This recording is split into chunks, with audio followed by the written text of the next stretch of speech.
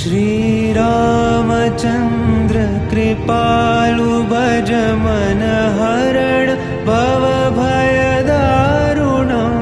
नव कंजलोचन कंज मुख कर कंज पद कंजारुणं श्रीराम श्रीराम